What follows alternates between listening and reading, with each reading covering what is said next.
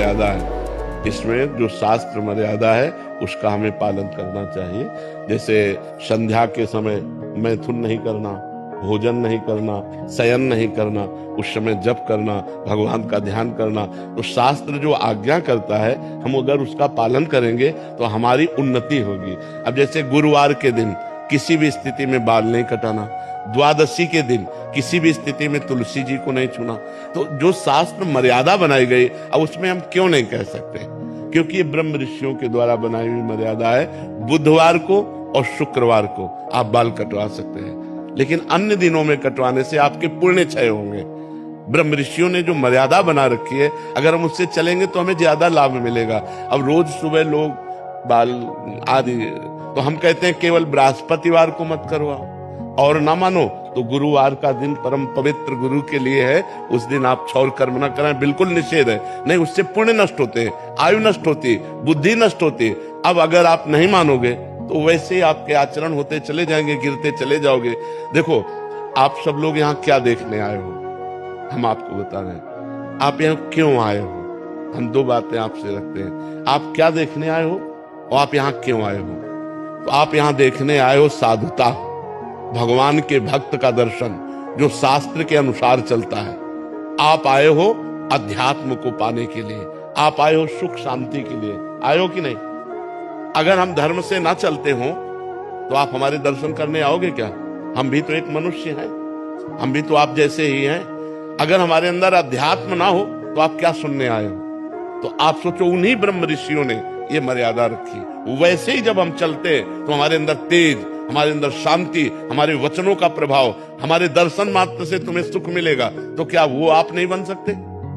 आप विचार करो। तो जो शास्त्रों में लिखा है उस पे हम क्यों नहीं लगाते, उसका हम आचरण करते हैं। जैसे डॉक्टर कहता है कि आपको ये नहीं खाना, ये नहीं खाना, ये नहीं, तो हम उनसे क्यों बोलते हैं क्या दही नहीं खाना। अरे भाई, दही तो बहुत अच्छी चीज है, क्यों नहीं खाना। क्योंकि तुम्हारा रोग बढ़ जाएगा। जब तुम ठीक हो जाओगे तब तुम सब कुछ कर सकते हो, लेकिन जब तक ठीक नहीं होते तब तक तुम्हें दही नहीं खाना, ऐसा मना किया जाता है ना। जब तक हमारा ज्ञान नष्ट नहीं हो जाता तब तक ये सब बातें, और ज्ञान नष्ट हो गया तो फिर कोई नियम नहीं, फिर वो सबके ऊपर पहुंच जाता है। जब स्वस्थ हो गया तो खूब दही खाओ, क्या परेशानी है।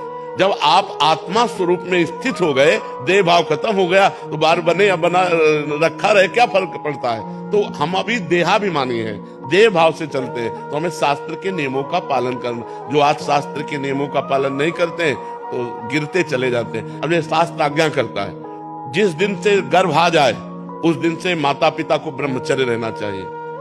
क्यों?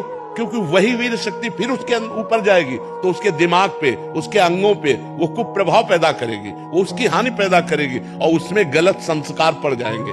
कौन मानता है।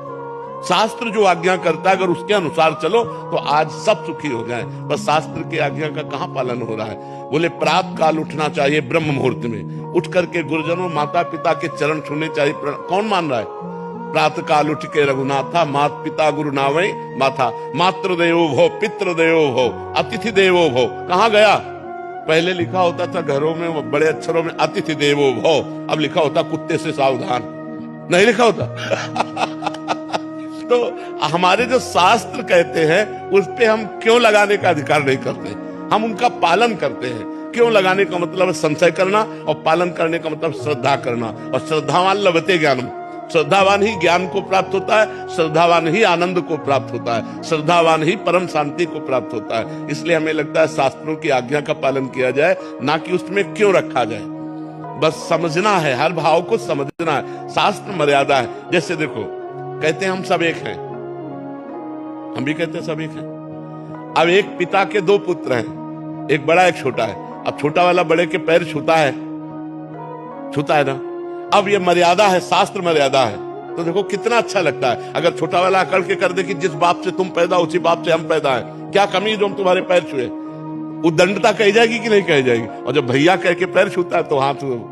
तो ये जो हमारी एक मर्यादा बनी हुई है, जो हमारे शास्त्र आज्ञा बनी हुई है, उसका पालन करने से हमें आनंद मिलता है, हमें शांति मिलती है, हमारी उन्नति होती है। और जब हम शास्त्र की आज्ञा का उल्लंघन करते हैं तो अशांति होती है, क्लेश होता है और हम अवनति को प्राप्त होते हैं। इसलिए हमें लगता है जो शास्त्रों में लिखा है उसका अक्षरशः पालन करना चाहिए।